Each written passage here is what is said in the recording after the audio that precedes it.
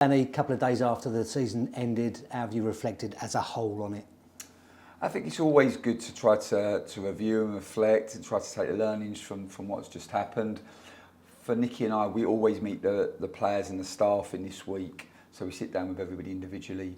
I know a lot of football clubs kind of the season ends and everybody disperses and there's so much uncertainty.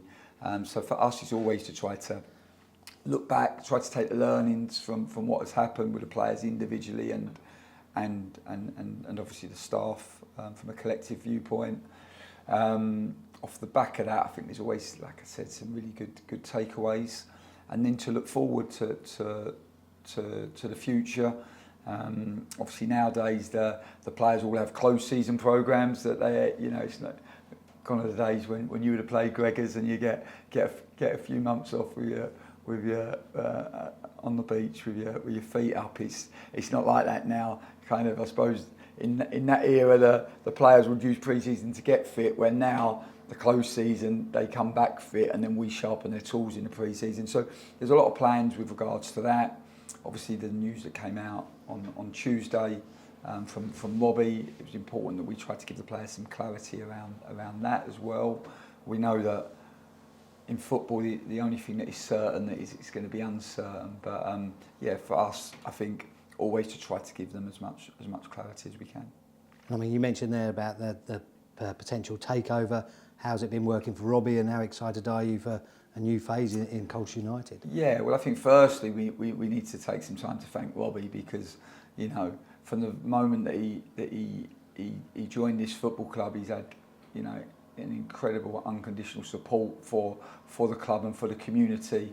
Everybody talks about the amount of money that he's invested, and of course, but don't forget the time, because this has been every day for him. And I know how much this club means to him. I know how much the community means to him.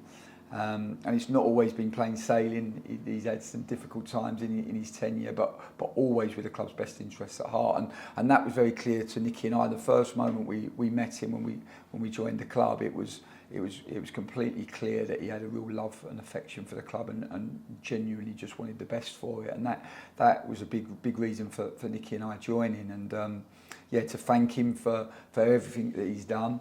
I certainly don't want to put words in his mouth, but I think he felt that the time was right for him and his family, and you have to respect that. And as a consequence, at some point we'll have new owners. You never quite know the time frame. These transactions are never easy for us as just normal people. Buying a house is probably the biggest transaction you make in your life, and we know how complicated that can be. You can imagine trying to buy a football club and the amount of due diligence that the new owners or the potential new owners have to do. These transactions are never straightforward. So we will, I think, like our supporters, we'll wait with a certain level of trepidation, but also a lot of excitement. And I think whoever the new owners will be, they'll find a club that is together, that is connected. You only have to see that this season, and the connection between the team and the supporters, and the love the team had for the supporters, and the love the supporters had for the team. I mean, our run in the stadium, I've never seen Colchester United like that. So I think that they'll find a club that's really connected. I think they'll find a club that is full of hope, and that has a really good platform to push on from. And our ambition really is to try to make some sensible decisions this summer, to try to keep as much of the group together as we can. We saw last year how difficult it can be when you have as much change as we had to make. Now that change was necessary.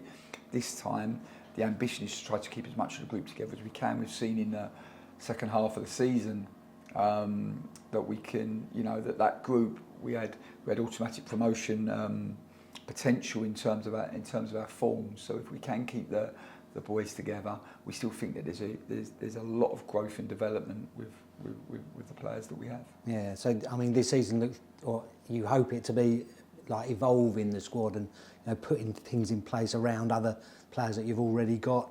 I suppose that depends on keeping those players that you've already got and want to keep. Of course, the ambition is to try to keep the group together. Obviously, we've got some young players that are going to be sought after, and this is something that I think we should be proud of. You have the likes of Samson and Awara, Cowley, you just look at what he's done in in a short period of time. Oscar Fawn, just to name a few. And this is before you think about it, the younger group of players, the Milton Onnies, who's obviously had a tough injury this year, but boys like that are coming through as well. So I think we've got a really good group of young players that we would love to keep, but also we understand that where we are as a club, that maybe we need to there'll be the right time to move them on, and for us to then hopefully reinvest this money and keep trying to build. So I think what we've learned is that the grass is not always greener. I think we live in a world where we always think the grass is greener, and for us, we know we've got a good group. We know we've got good synergy both on the pitch and off the pitch. We know there's still more growth and development in this group, and just to try to only make change for significant gain. So if we can try to make some change for significant improvement, then we will, of course.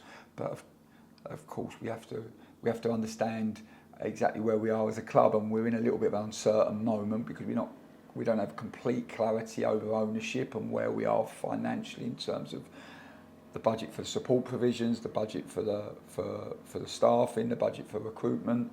So yeah, we just have to continue to work really hard, continue to try to put the plans in place, but be ready to adapt as and when is necessary with those plans. And this is normal in football. Football's never. I've lived it. We're going into my 17th season, and it's never straightforward.